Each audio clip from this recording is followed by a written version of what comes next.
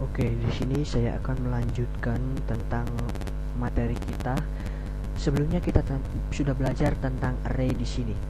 Nah, selanjutnya saya akan menjelaskan tentang bagaimana input dari keyboard untuk memasukkan ke dalam variabel. Nah, di sini kita akan mencoba memasukkan beberapa data ke dalam variabel array di sini yang telah kita buat. Di dalam bahasa pemrograman C++, seperti yang kita ketahui, kita memerlukan header include. Nah, di dalam Java kita mengenalnya dengan import. Langsung saja kita ketikkan di sini import java.util.scanner di sini.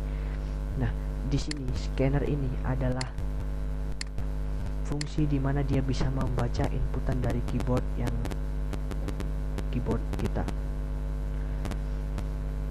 Kemudian jika kita sudah memiliki fungsi scanner, kita harus membuat variabel untuk menampung fungsi scanner tersebut, karena tidak langsung dapat kita gunakan mentah-mentah seperti itu.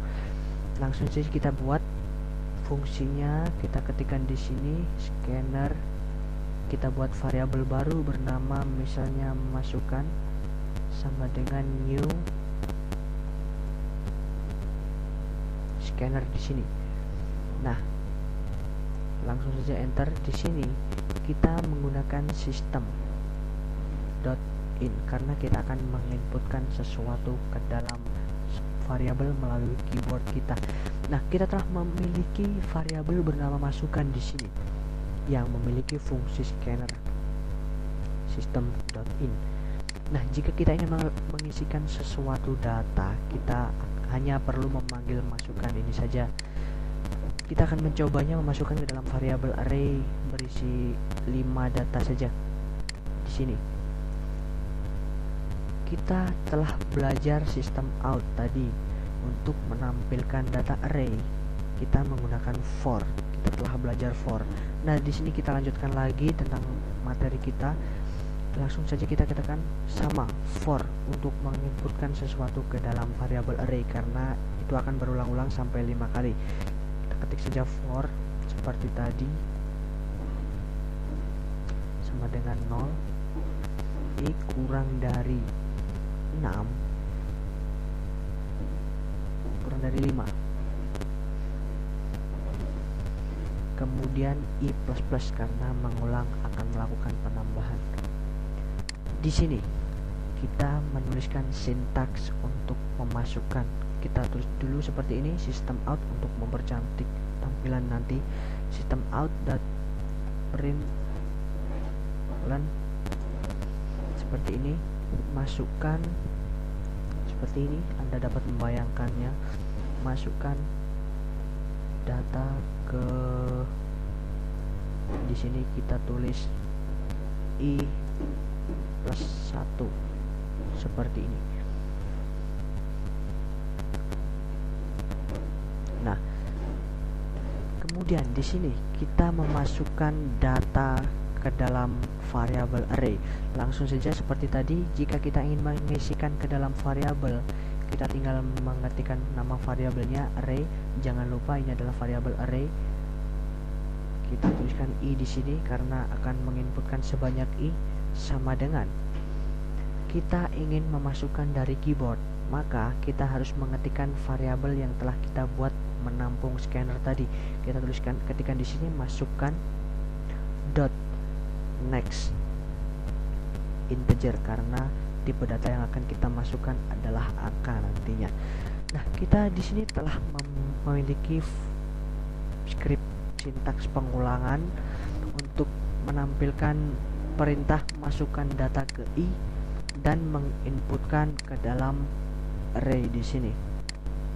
Nah, berikutnya, jika kita sudah memasukkan data ke dalam variabel array, berikutnya kita harus mengoutputkannya untuk mengetahui data yang telah kita masukkan benar.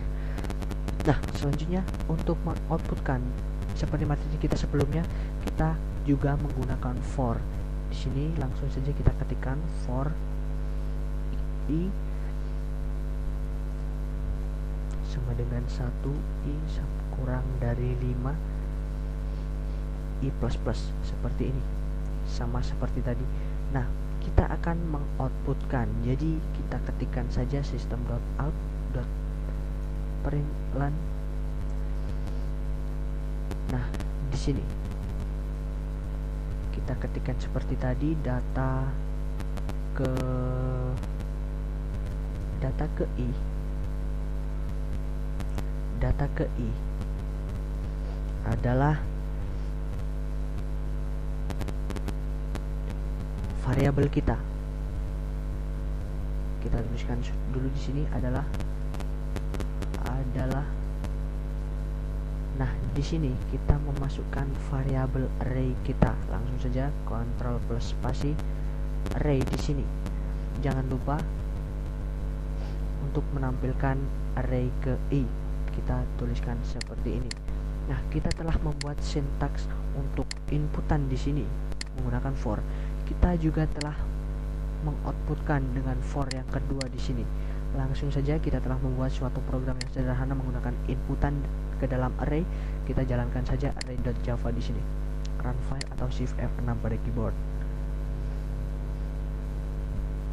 Nah, di sini keluar perintah masukkan data ke 1. Kita masukkan saja 3 misalnya, 1, data ke 35, data ke 47, data ke 5, kita sisa saja 4.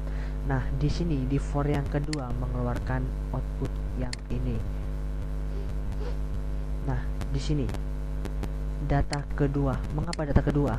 Kita cek di sini. Nah, di sini di for yang kedua i sama dengan 1.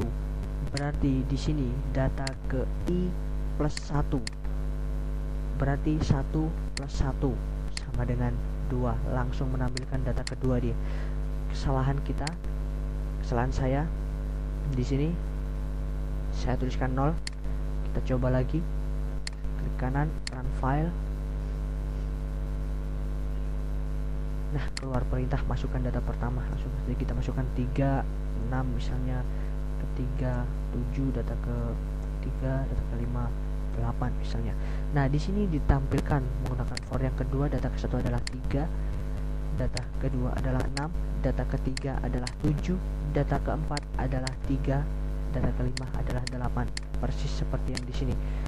Nah, kita telah belajar tentang inputan sejauh ini.